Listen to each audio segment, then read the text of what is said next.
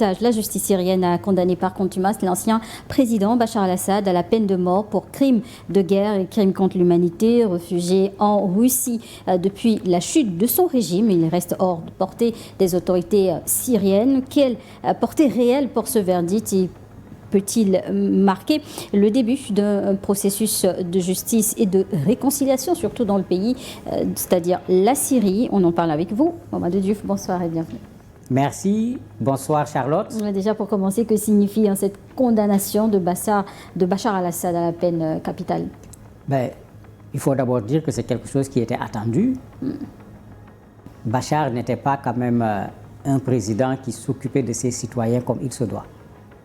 Pour ceux qui connaissent bien la Syrie, il y avait une prison qui était là-bas légendaire. D'ailleurs, la prison, ce n'est pas lui, c'est son père, Hafez al-Assad, qui avait créé cette prison que Amnesty International appelait l'abattoir humain.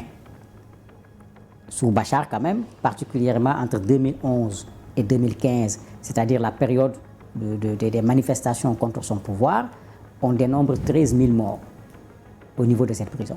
Si les gens se rappellent, après la chute du régime de Bachar el-Assad, beaucoup de radios, de télévision ont fait des reportages sur cette prison particulière, juste pour dire que dans une situation normale, que Bachar al-Assad soit condamné, c'est tout à fait normal parce qu'il y a des crimes qui lui sont reprochés.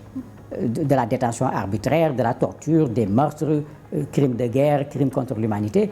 Moi, je suis un partisan du fait que quand quelqu'un est responsable, et surtout quand il est le premier responsable d'un pays, mais qu'il assume ses responsabilités.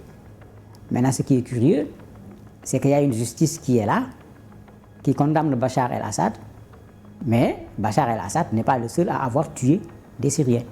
Est-ce que la justice fera son travail jusqu'au bout pour que les autres qui ont tué également des Syriens soient condamnés? Et justement, Bachar al-Assad qui a été condamné par contumace, mais quelle est concrètement la portée juridique d'une telle condamnation alors que l'ancien président se retrouve justement hors du territoire? C'est tout ce qui pouvait être fait, puisqu'il n'imaginait pas que Bachar va prendre la responsabilité de venir assister à son procès. À l'heure où nous sommes, je ne m'attends pas du tout à une extradition de Bachar de la part de la Russie. Donc tout ce que le tribunal pouvait faire en organisant un procès, c'est de le condamner par contumace. Puisqu'il était clair qu'il ne pouvait pas l'avoir devant eux pour un procès, pour qu'il se défende, etc. Il n'y a que ça qui pouvait être fait. Maintenant, la portée, je parlais tout à l'heure des victimes. Vous avez des victimes, parmi ceux qui ont subi des tortures, vous avez les familles de ceux qui ont été tués. Quand les gens se disent, mais voilà le bourreau de nos frères, ce bourreau a été jugé, il a été condamné même s'il n'est pas présent, d'un point de vue mémoriel, il y a un travail qui est en train d'être fait pour dire aux gens, nous reconnaissons que vous avez été victime d'injustice. Juridiquement, on a fait ce qui est possible à l'instant pour essayer de réparer cela, c'est-à-dire condamner le coupable.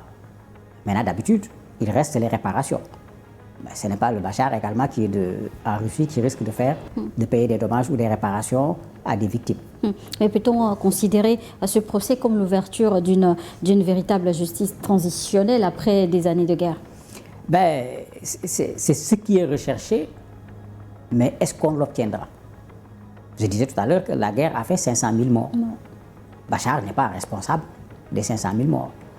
Le paradoxe, c'est que Mohamed al-Shara, qui est actuellement le président de la Syrie, ne l'oublions pas, il a pris le pouvoir avec ce qu'on appelle Hayat Tahrir al-Sham, un groupe armé qui luttait avec les armes. Est-ce qu'ils n'ont pas fait de victimes? Avant cela, en 2012, c'est lui qui avait créé ce qu'on appelle Jamaat al-Nusra, pour ceux qui se rappellent des périodes difficiles de la Syrie. Avant cela, il a combattu auprès de Al-Qaïda en Irak. Est-ce que celui-là ne mérite pas également de venir devant le tribunal et de s'expliquer? C'est là où maintenant ça pose un paradoxe.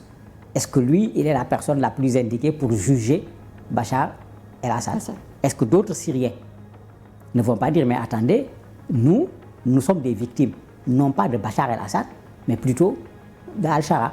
Et ils vont réclamer également que justice soit faite par rapport à Al-Shara. Mais comme vous le savez, le président de la République, il a une immunité. Ce n'est pas demain qu'il risque d'être jugé. Et pour les familles des victimes, mais que représente concrètement ce verdict, est-ce qu'il peut être considéré comme une forme de reconnaissance, de réparation, même en l'absence de Bachar al-Assad? il y a quand même de la reconnaissance que des victimes ont existé, des coupables, parce qu'on parle surtout du cas de Bachar, mais il y a son frère également qui a été condamné, qui s'appelle Maher El-Assad. Il y a Najib qui est considéré comme celui qui avait organisé la répression des manifestations de 2011, qui a également été condamné. Mais on parle plus du cas de Bachar el-Assad, puisque c'est lui qui était au devant de la scène. Donc quand des personnes, par exemple, blessées, torturées, sachant que c'est Najib qui m'a fait ceci, ou bien c'est Maher qui a fait cela à mon frère, quand tu vois qu'on l'a condamné, ça donne quand même un peu d'espoir en termes de on m'a rendu justice. Ne serait-ce qu'en partie. Il ne faut pas oublier que la justice est un fondement extrêmement important pour un pays. On ne peut pas bâtir un pays durablement sans la justice.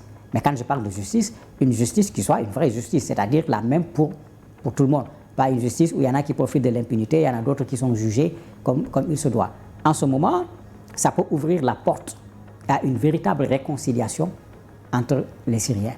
Maintenant, l'autre gros problème, quand on reconnaît que des gens ont été victimes, il faut réparer, il faut dédommager. Le fait d'avoir condamné permet à ces familles maintenant de se lever pour réclamer des réparations, comme ça s'est fait avec la condamnation de l'ancien président du Tchad, Hissène Habré. Mais maintenant, à qui vous allez vous adresser? Qui va payer les dommages si le tribunal se mettait à déterminer les dommages qu'on doit à des populations? Ou bien est-ce qu'on va prendre l'exemple du Togo en mettant en place un Ashkroun qui va se charger de voir comment faire pour, à la place d'un responsable qu'on ne peut pas attraper parce qu'il se trouve en Syrie, voir comment trouver une solution de compensation pour qu'on ramène les populations vers la citoyenneté, parce que sinon, ça crée un fossé entre les populations. On accepte qu'on a réglé le problème sur le plan juridique, c'est un pas, mais il n'y a pas eu de réparation, ça veut dire qu'il y a toujours quelque chose qui manque. La condamnation à mort est extrêmement lourde. Bachar el-Assad vit toujours en Russie. Est-ce que Moscou pourrait accepter le remettre aux autorités syriennes, surtout pour permettre l'exécution de cette condamnation? Dans la géopolitique mondiale actuelle, il ne faut jamais dire non devant ce genre de situation. Mais en principe, il ne faut pas qu'on oublie que Bachar est resté au pouvoir parce qu'il a été soutenu par Moscou. Le pouvoir était presque tombé. C'est Moscou et l'Iran qui ont remis Bachar el-Assad au pouvoir. C'est Moscou qui lui a trouvé une exfiltration pour qu'il puisse quitter la Syrie. Est-ce que Moscou va lui tourner le dos? A priori, je ne le pense pas, parce qu'il y a d'autres enjeux qui vont se cacher derrière. Moscou est aujourd'hui en relation avec d'autres pays où il y a des situations comme ce qui se passe en Syrie, des détentions arbitraires, des tortures, etc. Mais si Moscou prend Bachar el-Assad et donne à la Syrie, ses relations avec d'autres pays risquent d'être compromises, parce que les gens vont se dire, mais attendez, ces gens-là, quand vous avez des difficultés, la première chose qu'ils vont faire, c'est de se débarrasser de vous. C'est pourquoi je parle de géopolitique, il y a ça. L'autre élément, généralement, quand une personne est condamnée à mort, quand une personne est condamnée par une justice où on doute sur le fait que le procès a été fait de façon équitable, il n'y a pas de possibilité d'extradition de la personne, puisque de plus en plus les gens sont contre la peine de mort, et quand ils font l'extradition, une des conditions c'est que la personne ne soit pas condamnée à la peine de mort. Donc Bachar a encore du temps à passer à Moscou en attendant de voir quelle direction la géopolitique mondiale peut prendre, parce qu'en fonction de cette direction, il peut se retrouver effectivement en Syrie.